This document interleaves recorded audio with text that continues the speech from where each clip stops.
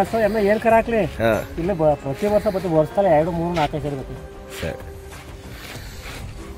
ಆದ್ಮೇಲೆ ಅಲ್ಲೇ ಹೋಗಿ ಒಂದು ಮರಿ ಕೂದು ಪರ ಮಾಡೋಣ ಅಂದ್ಬಿಟ್ಟು ಹಾಕ್ಸಕ್ಕೆ ಬಂದೆ. ಏನೋ ಒಳ್ಳೇದಾಗತ್ತೆ ನಮಗೆ, ದೇವರು ಪರವಾಗಿಲ್ಲ ಅದರಿಂದ ಬೈದು. ಹೆಂಗ್ ಬರ್ತೀರಿ ಇಲ್ಲಿ ದೇವಸ್ಥಾನಕ್ಕೆ? ಯಾವ ರೂಟಲ್ಲಿ ಬರ್ತೀರಾ? ನಮ್ಮೂರಿಂದ ಬೇರಿಯಾಗಿ ಬರ್ತೀವಿ ಬಸ್ಸಲ್ಲಿ. ಬೇರಿಯಾದಿಂದ ಕೇರ್ಪೇಟೆಯಿಂದ ಇಲ್ಲಿಗೆ. ಸರಿ, 3 ಬಸ್ ಹಾಕ್ಬೇಕು. ಇಲ್ಲ ಈ ದೇವ್ರ ಹೆಸರು ಇದ್ದ ಅಂದಲ್ಲಿ ನನಗೆ ಒಳ್ಳೇದಾಗಿದೆ. ಒಳ್ಳೇದಾಗಿಂದ ಒಂದು ಪೈಸಾ ದುಡ್ಡಿತ್ತಿಲ್ಲ.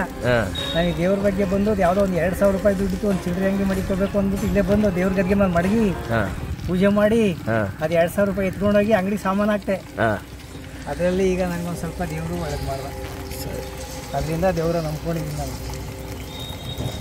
4 ಜನ ಕೂತ್ಕೊಂಡು ಊಟ ಮಾಡೋಕ್ಕೆ ಅಂದ್ಬಿಟ್ಟು ಹಾಕ್ಸಾನೆ ಅಂತ ಏರ್ಪಾಡು ಮಾಡ್ಕೊಂಡಿದ್ದಾರೆ 1 ವರ್ಷದಿಂದ. ಅದಕ್ಕೆ ಇವತ್ತು ದೇವ್ರು ಜನ ಕೊಟ್ಟ ಅಂತೇಳಿ ಹೋಗಿ. ದೊಡ್ಡಹಳ್ಳಿನೇ ಅಂದರೆ ಎಲ್ಲಿ ಬಂತು ದೊಡ್ಡಹಳ್ಳಿ? ಬೇರೆದಿಂದ ಮುಂದಕ್ಕೆ ಹೊಳೆನರಸೀಪುರ ಈಚೆ ಮಧ್ಯ. ಓಕೆ.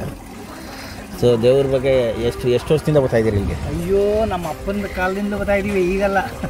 ನಮ್ಮ ತಂದೆ ಕಾಲದಿಂದಲೇ. ಓಕೆ. ನಿಮ್ಮ ವಂಶದ ಹೆಸರು? ನಮ್ಮ ವಂಶದ ಹೆಸರು ಕೆಂಪೇಗೌಡ, ನಮ್ಮ ತಂದೆ ಹೆಸರು ಜವರೇಗೌಡರು. ಈಗ 2 ಮಕ್ಕಳು, ಒಬ್ಬರು ಇವರು ಸ್ವಾಮಿಗೌಡ, ಇನ್ನೊಬ್ಬ ರಾಜೇಗೌಡ, ಒಬ್ರು ಹಿರಿ ಮಗಳು ನಿಂಗಮ್ಮ, 2ನೇ ಮಗಳು ಮಹಾದೇವಿ. ಎಲ್ಲ ಮದುವೆ ಆಗಿದೆ, ಎಲ್ಲ ಮಕ್ಕಳೇ.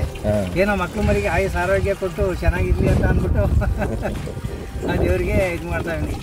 ಏನು ಅರ್ಕೆ ಮಾಡ್ಕೊಂಡಿದ್ರಾ? ಅರ್ಕೆ ಮಾಡ್ಕೊಂಡು ಬಂದು ನನಗೆ ಏನೋ ದುಡ್ಡು ಕಾಸು ಚೆನ್ನಾಗಿ ಒಳ್ಳೇದಾದ್ರೆ ಒಂದೊಂದು ಸೀಟ್ ಹಾಕಿಸ್ತೀನಿ. ಇನ್ನೊಂದು ಮರಿ ಬೇಟೆ ಪರ ಬೇರೆ ಐತೆ, ಒಂದು ಪರನು ಮಾಡಬೇಕು ಅಂತ. ಹಿಂದಕ್ಕೆ ಕಾಡ್ನೂರಿಂದ ಹಿಂದಕ್ಕೆ 2 ಮಧ್ಯ ಹೊಳೆನರಸೀಪುರ ತಾಲೂಕು, ಹಳ್ಳಿ ಮೈಸೂರು ಹೋಬಳಿ, ದೊಡ್ಡಹಳ್ಳಿ ಪೋಸ್ಟು.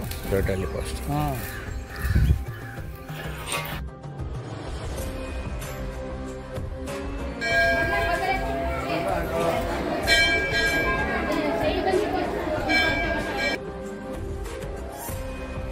ಒಳ್ಳೆಯದಾಗಿತ್ತು, ಅದಕ್ಕೆ ತೀರಿಸಿದ್ದೀನಿ.